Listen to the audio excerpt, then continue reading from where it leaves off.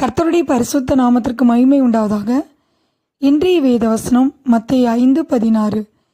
இவ்விதமாய் மனுஷர் உங்கள் நற்கிரிகளைக் கண்டு பரலோகத்தில் இருக்கிற உங்கள் பிதாவை மகிமைப்படுத்தும்படி உங்கள் வெளிச்சம் அவர்கள் முன்பாக பிரகாசிக்க கடவுது.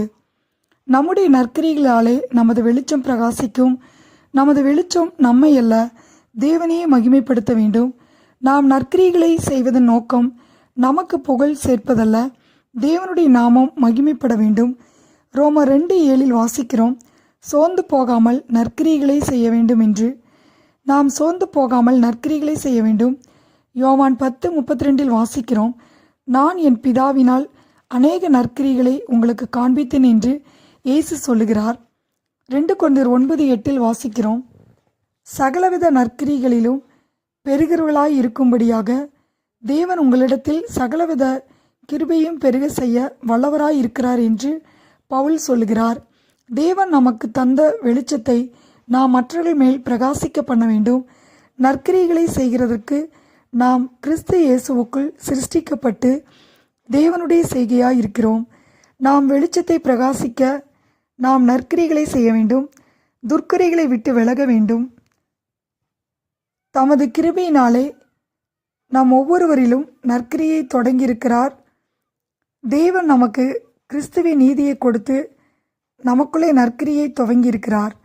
தேவனுடைய நற்கிரியை என்பது நம்மை புது சிருஷ்டியாக்குவதாகும்.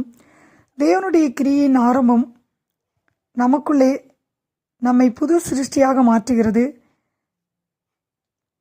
நம்முடைய அன்றாட வாழ்க்கை பரிசுத்தமாய் இல்லையே என்று நம்மில் சிலர் மனம் சோர்ந்து போயிருக்கலாம். ஏதோ ஒரு பாவ பழக்கத்திற்கு நாம் அடிமைப்பட்டு கிடக்கலாம். ஆனால் தேவன் தொடர்ந்து நம்மில் கிரியை செய்கிறார் என்பதை மறந்து போகக்கூடாது. நம்மை பரிசுத்தமாக்குகின்ற கிரியையை தேவன் முடிவு பரியந்தம் நமக்குள்ளே நடத்தி கொண்டிருக்கிறார். பிலிப்பியர் 1:5 வாசிக்கிறோம், உங்களில் நற்கிரியை தொடங்கினவர் அதை இயேசு கிறிஸ்துவின் நாள் பரியந்தம் முடிய நடத்தி வருவார் என்று அப்போஸ்தலனாகிய பவுல் சொல்கிறதை பார்க்கிறோம். நம்மில் தொடங்கின நற்கிரியை எப்பொழுதும் முடிவு பெறும். இயேசு கிறிஸ்துவின் நாளன்று, இயேசு கிறிஸ்துவின் வருகை நாளிலே நம்மில் தொடங்கின கிரியை நிறைவு பெறும். நாம் சகலவித நற்கிரிகளும் ஆகிய கனிகளை தந்து தேவனை அறிகிற அறிவில் விருத்தி அடைந்து கர்த்தருக்கு பிரியமுண்டாக நாம் நடந்து கொள்ள வேண்டும். நாம் நற்கிரிகளினாலும் நம்மை அலங்கரிக்க வேண்டும். தீத்து 2:7 வாசிக்கிறோம், நீயோ எல்லாவற்றிலும் உன்னை நற்கிரிகளுக்கு மாதிரியாக காண்பித்து என்று. நாம் மற்றவர்களுக்கு நற்கிரிகளை செய்வதில் மாதிரியாக இருக்க வேண்டும். சகலவிதமான நற்கிரிகளையும் செய்ய நாம் ஆயத்தமாய் இருக்க வேண்டும். நாம் எப்போது மற்றவர்களுக்கு நன்மை செய்ய வேண்டும். நற்கிரிகளுக்கு நாம் ஒருவரையொருவர் ஏவ வேண்டும்.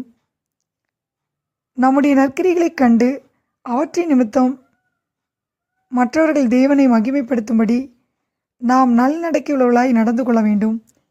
மத்தேயு 5:16 வாசிக்கிறோம், இவ்விதமாய் மனுஷர் உங்கள் நற்கிரிகளைக் கண்டு பரலோகத்தில் இருக்கிற உங்கள் பிதாவை மகிமைப்படுத்தும்படி உங்கள் வெளிச்சம் அவர்கள் முன்பாக பிரகாசிக்க கடவுது.